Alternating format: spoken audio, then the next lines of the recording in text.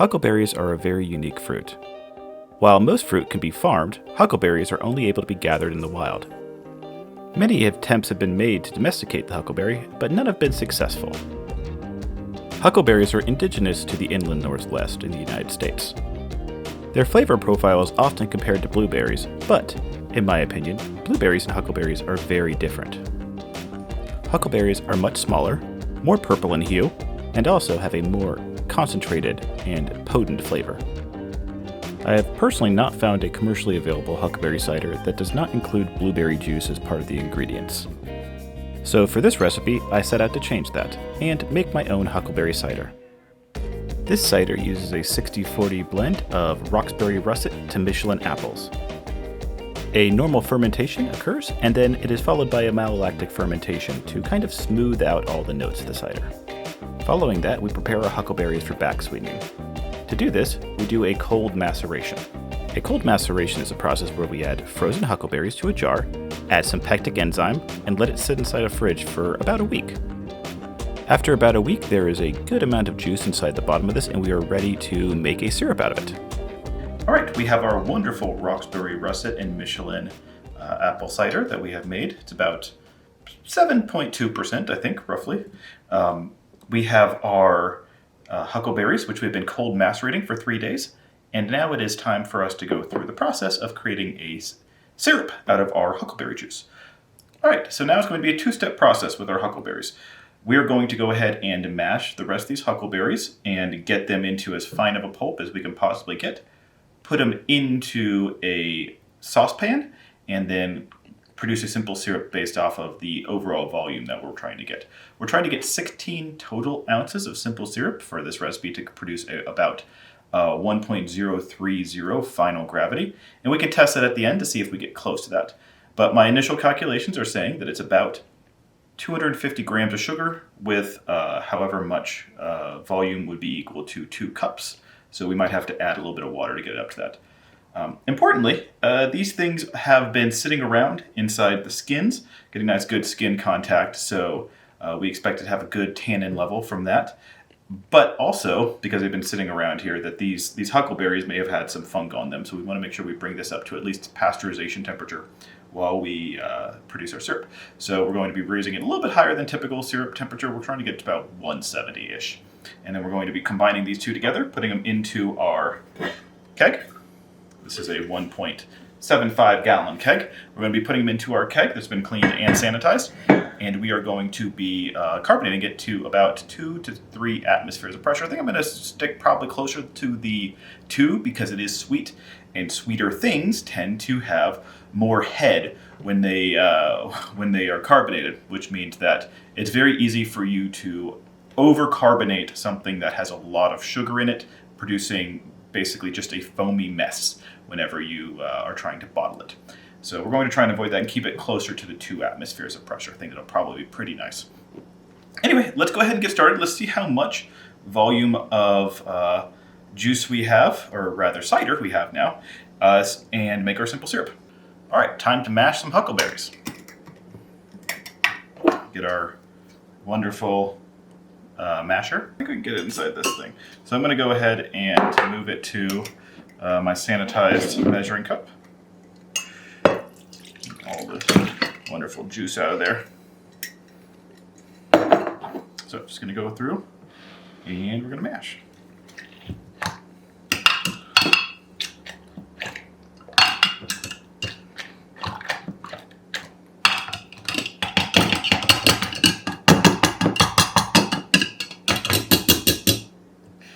All right, that's looking pretty darn good here. Just a couple mashes is all it needs. With this sat around macerating for a while, it is pretty ready to go. So we're going to go ahead and now filter this into we're going to filter this back into here. So we're going to pour it out and pour it back into it. So let's do that in a second. All right, so we have set up a funnel over here. We have this additional little filter that goes in the bottom of the funnel. So we're going to be placing this into the bottom of the funnel over here. And we're also going to be placing this white filter right here. This white filter will be going on top of our filter over here and just set in here while we strain our juice into here.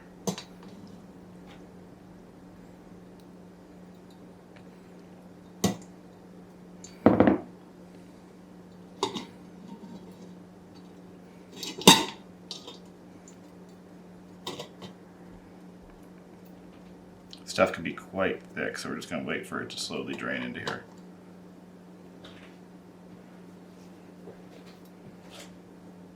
Actually, I think I'm going to ditch this first filter. It might be a little bit too fine of a mesh for it. Goodness, even that's a little bit too pulpy for it. We'll go through and just put all of our juice into here, and we'll get a nice spatula. We'll mix it around. Never underestimate the handiness of a tiny spatula. Getting all that stuff off of the bottom and around it so that the clumpy, juicy bits on the bottom over here can be pushed off of the grate so that the juice can flow through.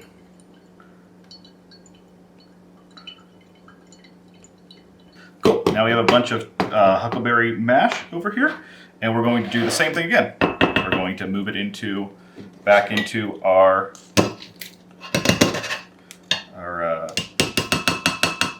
well, what the heck am I calling this? Measuring cup. Words can be hard sometimes. And we're going to go ahead and give this a nice mash. Give some of the mash.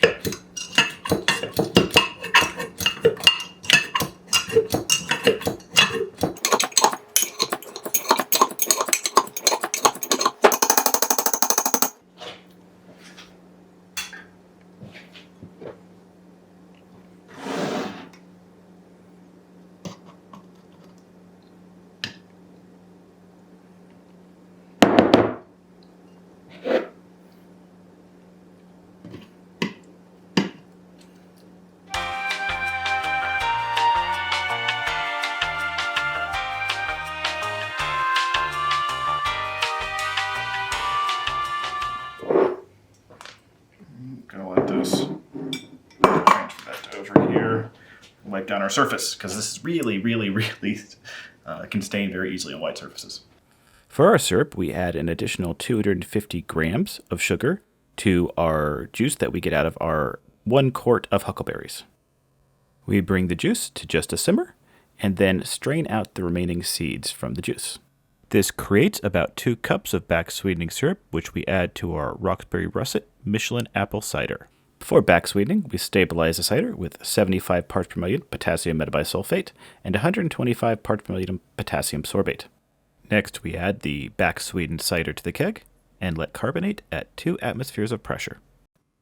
And now it's time to taste the fruit of our labors, both metaphorically and literally speaking, I guess. All right, it's time for the tasting video of our Huckleberry Cider. I brought my beautiful wife, Justine, down to be part of the tasting because she probably is going to like this one. So we're going to go ahead and give this cider a pour now. Magic, magic, magic.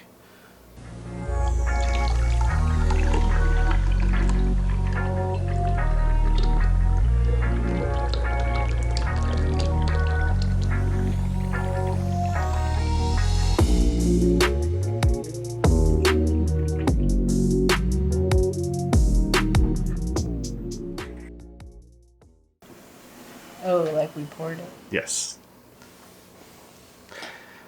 All right. So here's our Huckleberry Cider that we have. Kind of this nice. I was looking at you, so it's probably not going to be very much different, but it's a wonderful, clear cider. Minorly hazy, very small amount of haze. That kind of is going down to a couple of things. The huckleberries themselves, they have really tiny seeds, and their seeds are kind of like gelatinous a little bit. I would describe them. They kind of have like a chia seed type of coating on the outside of them. They're kind of slimy.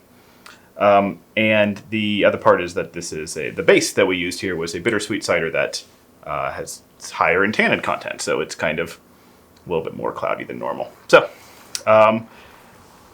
yeah, other than that, it's a nice stream of carbonation coming off the bottom of it. And it looks just a very...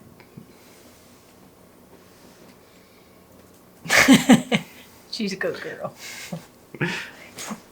Aspen, settle down.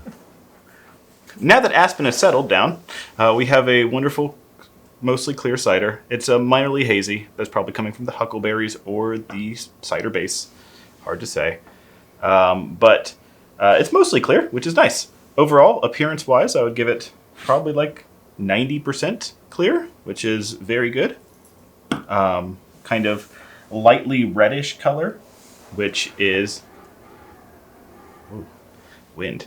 It's lightly reddish color that's kind of indicative of the huckleberries. Like things that are blue or purple in nature oftentimes are actually red when you mix it with other things. So yeah, it kind of looks reddish.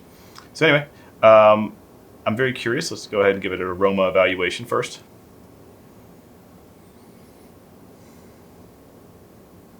Oh, it smells a lot like huckleberries. It smells like huckleberries and apples. Actually, it smells kind of like a cran apple juice mixes a little bit. That's what I'm kind of reminiscing. You can definitely tell it's huckleberry, but it's similar to that type of smell too. It is. It's like the huckleberry apple. Yeah. You can smell them both. Yeah, you can definitely smell both of them, which is really good. I'm doing it. Okay, she's going to do a sip.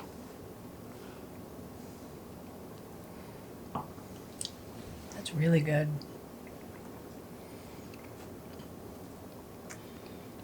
Oh, that's dangerous. Yeah.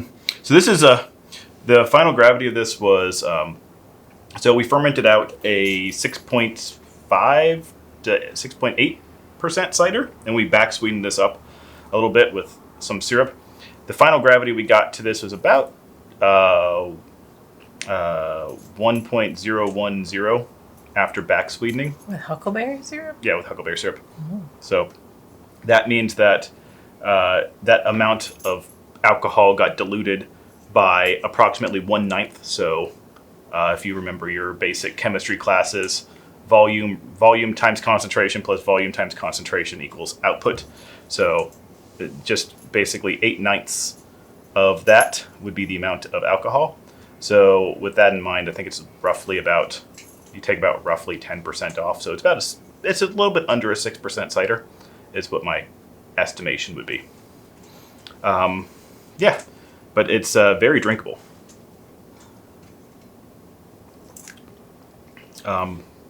It's huckleberry, it's huckleberry and apple, but the huckleberry flavor it does come through pretty nicely. We only added 500 grams of actual huckleberries to this, so having them come through that nicely just kind of tells you how powerful huckleberries are as a flavor.